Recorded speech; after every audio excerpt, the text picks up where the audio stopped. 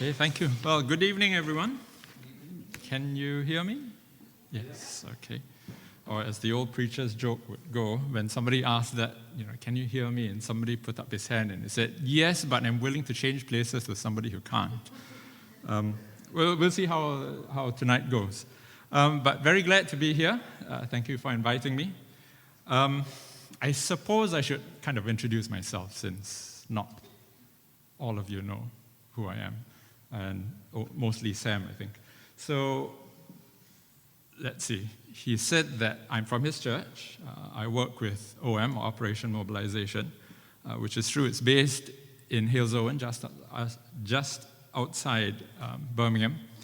And this is called the Life Hope Training Center. And of course, being the good missionary, I brought some literature. So at the end of the session, if you'd like to have a look at some of our stuff, please go and have a look at the newsletter or something. Take that for yourself. We run a training program, very quickly, just to let you know. The average age, I think, is probably around 20, I would think. And we run the program for programs for 4 months, or 6 months, or 1 year, or 2 years. And it's a mix of, if you like, it's study and Bible and theology and put into practice. Working with the local churches, being attached to a community-based church, doing some of the stuff that they are trying to do or trying to get started. And some of these churches are struggling, and to have a team of, let's say, 4 or 5 people around 20 is a great blessing for them, to empower them in an extra way to bring the gospel to people. So it's a lot of fun. We've just started, or we're into the 2nd month of another batch that we've joined. And we've got people from all over the world. Sometimes it's a lot from Europe. We've had people from Poland and Hungary and Ukraine, Moldova. This batch is a lot of Americans. You can never tell what's going on or what God has prepared. Now, as far as me goes, well, let's see. I am married. I have 3 children and one wife. My 2, and that usually brings up a little bit of a guffaw. My 2 older kids lived on 3 continents, and I had to write this down because I lost count, and moved 6 times before they were about 8 years old. I'm from Singapore. My wife is Canadian of Dutch background, and our children are very confused. 2 of them were born in Singapore. 1, I like to say, was manufactured in England of Canadian and Singaporean components. And we've been here about 8 years working with Operation Mobilization. And I think, well, we'll leave it at that. So if you'd like to find out anything more about it, come and find me afterwards and have a word with me. Now, I was told to speak about Samuel. And Sam said, something less known about Samuel. So it's always interesting because, what's less known? How much do we know? And what part of Samuel are we familiar with or not? And I was just thinking, let's try and avoid the trivia game. But it is quite interesting as well. So let's see, maybe a show of hands. How many of you have read or have read about the prophet Samuel in the book of 1 Samuel? Maybe show of hands. Okay, most of you. How many of you think you know the bits and pieces of his life so that we had a pub quiz of some kind? You'd be able to get a few points. What do you think? No false humility, please. Okay, or maybe I just need to get people's... This will be the extent of the audience participation. So maybe I need to get you a bit warmed up a bit more. So my background, just to try and identify with some of you, or either that or alienate myself completely. I was in electrical engineering. I worked for many years as an engineer, and then took the move to join or attend Regent College in Canada, which is a kind of a Bible college, seminary kind of stuff.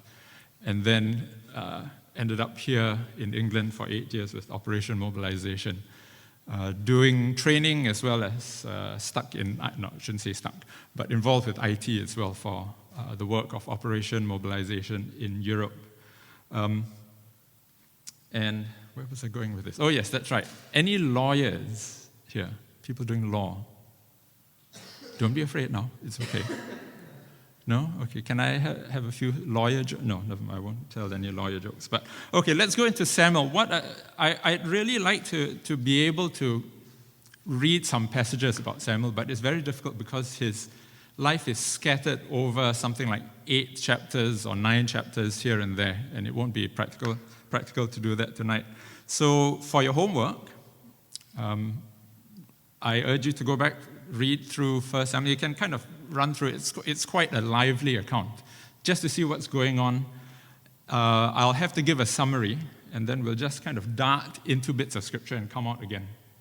So I hope, just hang on. Things will become as clear as mud towards the end.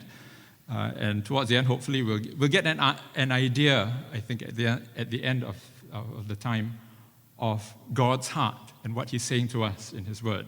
So we're going to start with, I have 10 questions. So if you could kind of answer a show of hands or shout out the thing, and we'll see what points you get. I should have brought some sweets to throw, but never mind. So firstly, Samuel was not a military man. How many are true or false? Hands up for true. He was not a military man. He was a civilian. Hands up for false. Oh, was that true? Okay, 1 true. Hands up for false. Okay, a few more falses, and then the rest of you will have very painful behinds sitting on the fence all the time. The answer is true-ish. There was only one instance where he was involved in a military defeat, if you like, of the Philistines.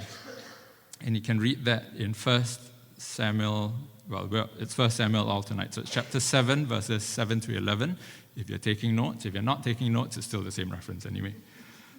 Next, Samuel was the last judge of Israel. True? Hands up. Okay, a few false. Hands up. Okay, what's a judge? Hands up. Okay, so a judge had very little to do with legal things. A judge was basically a leader, almost a warrior, some kind of community and clan leader which God called to save his people when they were being overrun by the nasty Philistines and different enemies around them. So Samuel was the last judge, so that's true. Next, Samuel as an adult was nicknamed Fuzzy Sam. True? Hands up. Yes? A few? Okay. False. False. Come on, guys. Okay. It's true, actually. Maybe. If you read in chapter 1, verse 11, his mother, Hannah, and it was the circumstance of his birth, and his mother said to God, and she was childless, and she was praying, go and read the whole account of it, and she says, if you give me a son, I will dedicate him to you and not let a razor touch his head all the days of his life. Now, for some of you are thinking, yeah, what's the big deal about it? But it was a sign that he was being dedicated to God for a specific purpose, usually for short times. But in this case, it was his whole life. So yes, it was Fuzzy Sam. Next, how old was Samuel when he started his apprenticeship? You have to shout out numbers now. How old was Samuel? These are not all trick questions, please. How old was Samuel when he started his apprenticeship as a priest? Very young. Okay. Yes. 17, early teens, lower. 6, I had. 2 or 3, possibly. The account says that Hannah said, I'll bring him when he's weaned.